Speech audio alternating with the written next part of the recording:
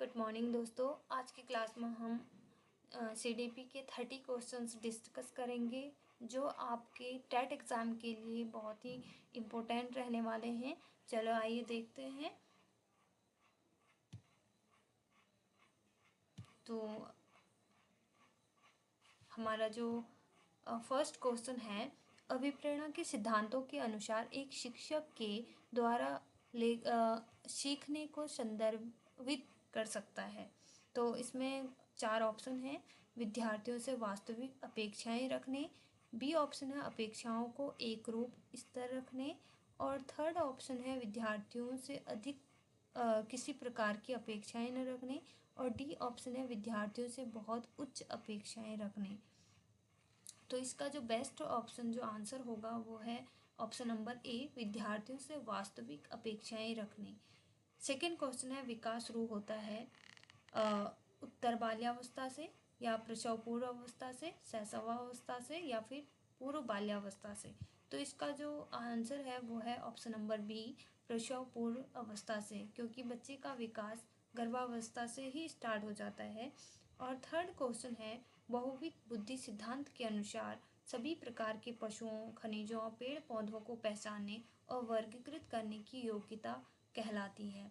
तो जो हमारे हार्वर्ड गार्डनर थे जिन्होंने बुद्धि के 8 प्रकार बताए थे, तो जो उन्होंने कहा था कि जो पशुओं, खनिजों और पेड़ पौधे जो हमारी प्रकृति में पाए जाते हैं वो उनके लिए जो बुद्धि होती है वो प्राकृतिक बुद्धि होती है। तो इसका जो आंसर होगा वो प्राकृतिक बुद्धि है। और चौथा क्वेश्चन है, अधिकांश व्यक्तियों की बुद्धि औसत होती है, बहुत कम लोग प्रतिभा संपन्न होते हैं और बहुत कम व्यक्ति मंद बुद्धि के होते हैं। यह कथन के प्रतिस्थापित सिद्धांत पर आधारित है। तो इसके जो ऑप्शन है वो है बुद्धि और जाति विभिन्नताओं, बुद्धि के वितरण, बुद्धि की वृद्धि, बुद्धि और लैंगिक विभिन्नताओं। तो जो इसका आंसर है वो है ऑप्शन नंबर ए, वो है आपका ऑप्शन नंबर बी, बुद्धि के वितरण। ऐसी क्वेश्चन नंबर 5 है, सहयोगी अधिगम में अधिक उम्र के प्रवीण विद्यार्थी छोटे और कम निपुण विद्यार्थियों की मदद करते हैं, इससे उनमें उच्च उपलब्धि और आत्मसम्मान विकसित होता है। इसका जो ऑप्शन है वो डी ऑप्शन राइट है। ऐसी क्वेश्चन नंबर 6 है, जब पूर्व का अधिगम नई स्थितियों की सीखने को बिल्कुल प्रभावित नहीं करता है तो यह क्या कहलाता है। यानी कि जब पूर्व का अधिगम नई स्थितियों की सीखने को बिल्कुल प्रभावित नहीं करता है तो यह कहलाता है अधिगम का शून्य स्थानांतरण। तो इसका जो ऑप्शन नंबर ए है वो राइट है। ऐसी क्वेश्चन नंबर 7, चिंतन अनिवार्य रूप से एक संज्ञानात्मक गतिविधि है या फिर मनोगतिक प्रक्रिया है या फिर मनोवैज्ञानिक परिघटना है या फिर भावनात्मक व्यवहार है। तो जो चिंतन है वो संज्ञानात्मक गतिविधि है, यानी कि option number A will be right answer. Question number 8 है, एक बाल केंद्रित कक्षा में बच्चे सामान्यतः सीखते हैं, यानी कि एक चाइल्ड सेंटर्ड क्लासरूम में बच्चे सीखते हैं इंडिविजुअल यानी कि व्यक्तिगत और सामूहिक दोनों रूपों में। बी ऑप्शन है मुख्य रूप से शिक्षक से, सी ऑप्शन है व्यक्तिगत रूप से, और डी ऑप्शन है समूहों से।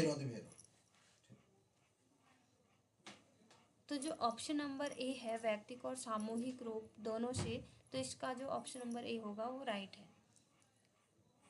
ऐसी क्वेश्चन नंबर 9, क्वेश्चन नंबर 9 है, पियाजे के अधिगम के सिद्धांत के अनुसार वह प्रक्रिया जिसके द्वारा संज्ञानात्मक संरचना को संशोधित किया जाता है क्या कहलाता है।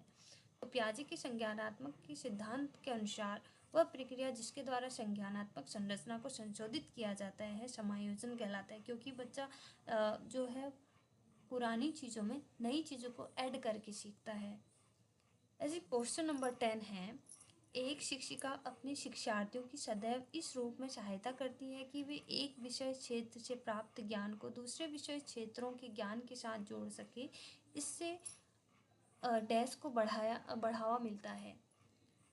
तो जो हम जैसे कि हम मैथ्स पढ़ते हैं, मैथ्स में कोई भी हम क्वेश्चन सॉल्व करते हैं, हम मैथमेटिक्स में इक्वेशन को सॉल्व करना सीखते हैं या फिर वैल्यू पुट करना सीखते हैं, तो अगर हमारे फिजिक्स में भी ऐसे ही न्यूमेरिकल क्वेश्चन आते हैं तो कहीं ना कहीं उससे हमें क्या मिल रही है, हेल्प मिल रही है। तो एक विषय क्षेत्र से प्राप्त ज्ञान को दूसरे विषय क्षेत्र के ज्ञान से जोड़ना ही जो है ये ज्ञान की सह संबंध एवं अंतरण को बढ़ावा मिलता है इससे। तो इसका जो ऑप्शन नंबर बी होगा वो राइट है। क्वेश्चन नंबर 11 क्या कहता है, देखिए, सृजनात्मकता मुख्य रूप से डैश संबंधित है, यानी कि जो क्रिएटिविटी है वो मुख्य रूप से संबंधित है किससे, मॉडलिंग से या फिर अनुकरण से या अभिसारी चिंतन से या अपसारी चिंतन से। तो यहाँ पर देखिए जो अपसारी चिंतन है, बहुविध चिंतन, जिसको हम डाइवर्जेंट थिंकिंग भी कहते हैं, वो इसका जो है राइट आंसर होगा, यानी कि option number D will be right answer. Question number 12 देखिए, एक विद्यार्थी मेडिकल कॉलेज में दाखिला लेने के लिए कठिन परिश्रम करता है ताकि वह प्रवेश परीक्षा में उत्तीर्ण हो सके। यह विद्यार्थी डैश रूप से अभिप्रेरित है, यानी कि जो किस रूप से ही मोटिवेट है। एक तो होता है बाह्य मोटिवेशन, एक होता है आंतरिक मोटिवेशन। आंतरिक मोटिवेशन में अंदर से ही हमें खुद, हम किसी चीज़ को करने के लिए हम खुद से प्रेरित होते हैं, तो वो आंतरिक है। अगर हमें बाहर से कोई मोटिवेट कर रहा है तो वो हमारा बाह्य मोटिवेशन होता है। तो एक विद्यार्थी मेडिकल कॉलेज में दाखिला लेने के लिए कठिन परिश्रम करता है ताकि वो प्रवेश परीक्षा में उत्तीर्ण हो सके, तो ये आंतरिक रूप से अभिप्रेरित हो रहा है। तो इसका ऑप्शन नंबर सी जो होगा वो करेक्ट आंसर होगा।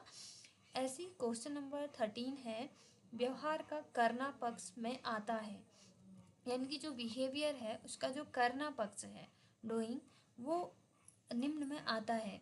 जैसे कि हमारे जो ब्लूम टैक्सोनॉमी है उसमें 3 डोमेन दिए हुए थे। एक तो था हमारा कॉग्निटिव डोमेन, एक था अफेक्टिव और एक है साइकोमोटर डोमेन। तो जो हमारा कॉग्निटिव डोमेन है उसमें जो है करना पक्ष आता है, यानी कि ऑप्शन नंबर ए जो होगा वो करेक्ट ऑप्शन है।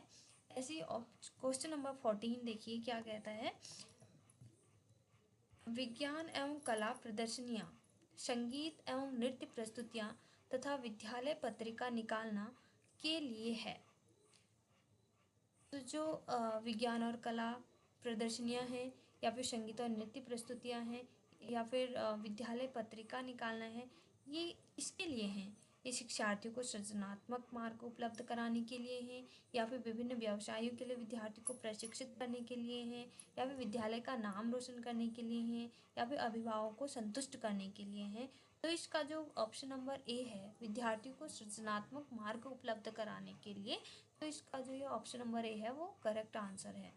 ऐसे ही देखिए क्वेश्चन नंबर 15, एक शिक्षिका अपने शिक्षार्थियों के अनेक तरह की सामूहिक गतिविधियों में व्यस्त रखती है, जैसे समूह चर्चा, समूह परियोजनाएं, भूमिका निर्वाह आदि।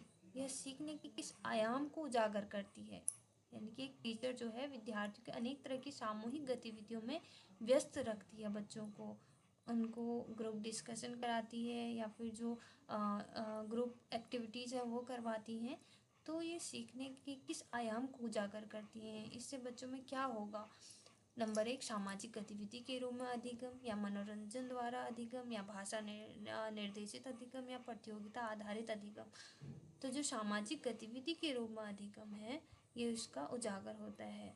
तो option number A will be right answer. ऐसे क्वेश्चन नंबर 16 है, जब एक शिक्षिका दृष्टिबाधित विद्यार्थियों को कक्षा के अन्य शिक्षार्थियों के साथ सामूहिक गतिविधियों में शामिल करती है तो वह जो है क्या करती हैं, किसके लिए करवाती हैं। इसके जो ऑप्शन है देखिए, कक्षा के लिए सीखने हेतु बाधाएं उत्पन्न कर रही हैं, या फिर समावेशी शिक्षा की भावना के अनुसार कार्य कर रही हैं, या फिर सभी शिक्षार्थियों में दृष्टिबाधित विद्यार्थियों के प्रति सहानुभूति विकसित करने में मदद कर रही हैं, या फिर दृष्टिबाधित शिक्षार्थियों पर संभवतः तनाव बढ़ रहा है। तो जो इसका ऑप्शन बी है वो करेक्ट होगा, क्योंकि जो है जो दृष्टिबाधित शिक्षार्थी हैं वो अन्य विद्यार्थियों के साथ सामूहिक गतिविधि में शामिल होते हैं अकॉर्डिंग टू इंक्लूसिव एजुकेशन की। क्योंकि समावेशी शिक्षा की भावना में बच्चे जो हैं वो जो डिसेबल बच्चे हैं वो जो नॉर्मल बच्चे हैं उनके साथ में एजुकेशन लेते हैं। ऑप्शन क्वेश्चन नंबर 17 है, देखिए, एक शिक्षिका अपने शिक्षण में दृश्य श्रव्य सामग्रियों और शारीरिक गतिविधियों का प्रयोग करती है। यानी कि एक टीचर है जो अपनी टीचिंग में जो है विजुअल ऑडियो विजुअल एड्स का और अपनी जो फिजिकल एक्टिविटीज़ हैं उनका यूज़ करती है। क्यों करती है? क्योंकि वे शिक्षक को आराम देती हैं या फिर वे प्रभावी आकलन को सुगम बनाते हैं, वे शिक्षार्थियों को वैविध्य उपलब्ध कराते हैं। इसमें अधिकतम इंद्रियों का उपयोग सीखने को संवर्धित करता है। तो जो ऑप्शन नंबर डी है वो इसका करेक्ट आंसर है, क्योंकि इसमें हमारी इंद्रियों का उपयोग सीखने को बढ़ावा देता है।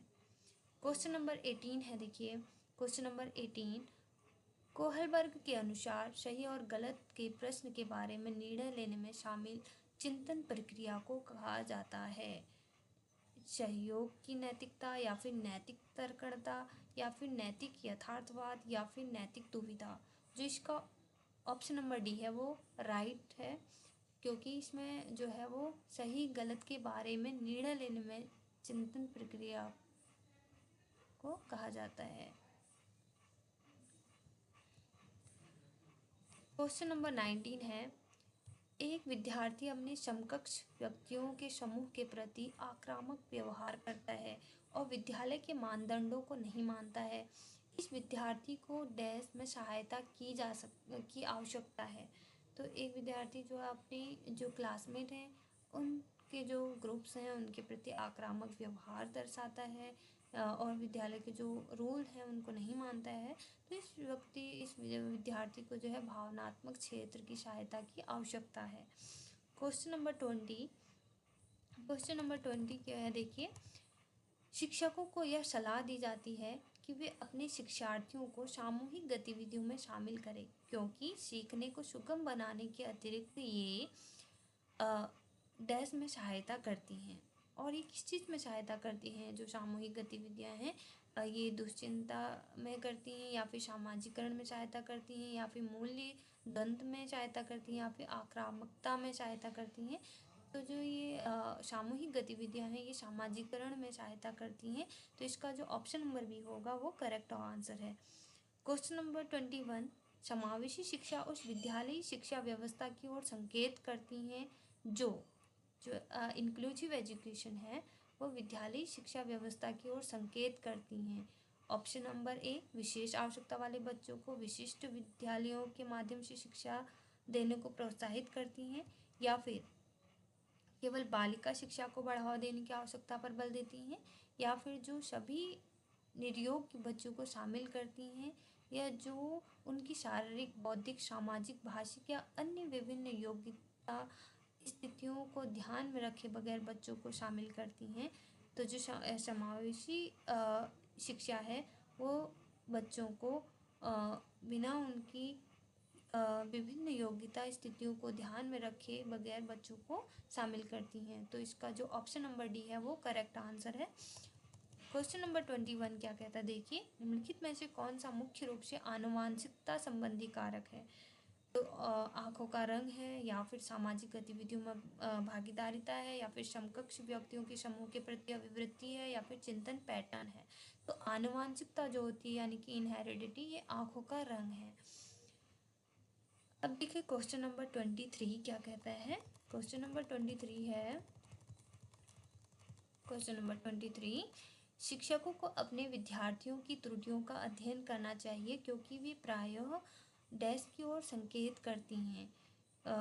अपने विद्यार्थियों की त्रुटियों का अध्ययन करना चाहिए। वो योग्यताओं के अनुसार समूह बनाने हेतु दिशा निर्देश को संकेत करती हैं, या फिर भिन्न प्रकार की पाठ्यचर्या की आवश्यकता की ओर संकेत करती हैं, या उनकी ज्ञान की सीमा की ओर संकेत करती हैं, या फिर आवश्यकता उपचारात्मक युक्तियों की ओर संकेत करती हैं।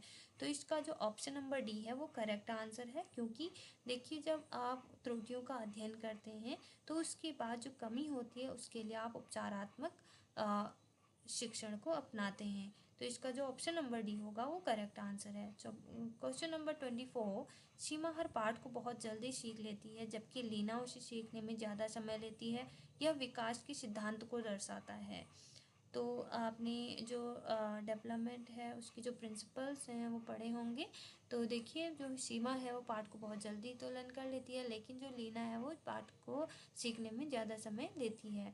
तो ये किस कारण से है? ये विकास के किस सिद्धांत को दर्शाता है? ये व्यक्तिगत विभिन्नता को दर्शाता है, या फिर अंतर संबंध को दर्शाता है, या निरंतरता को दर्शाता है, या फिर सामान्य से विशिष्ट की ओर दर्शाता है? तो जो ये है, ये ऑप्शन नंबर ए इसका जो है करेक्ट आंसर है, क्योंकि ये इंडिविजुअल डिफरेंस है, जो व्यक्तिगत विभिन्नता है उसको दर्शाता है। क्योंकि हर बच्चा एक जैसा नहीं होता है, हर बच्चे की जो IQ लेवल है वो एक जैसा नहीं होता है। क्वेश्चन नंबर 25 देखिए क्या कहता है। निम्नलिखित में से डैश के अतिरिक्त सभी वातावरणीय कारक विकास को आकार देते हैं, यानी कि जो इन्वायरमेंटल फैक्टर है वो विकास को आकार देते हैं, बजाय किसके किसके अतिरिक्त?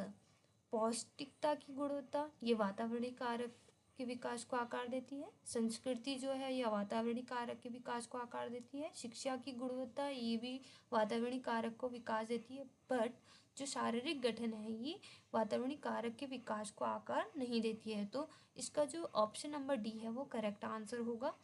फिर है क्वेश्चन नंबर 26, देखिए। श्रवण ह्रास से ग्रसित बच्चे कक्षा में किस सबसे मुख्य कुंठा का सामना करते हैं?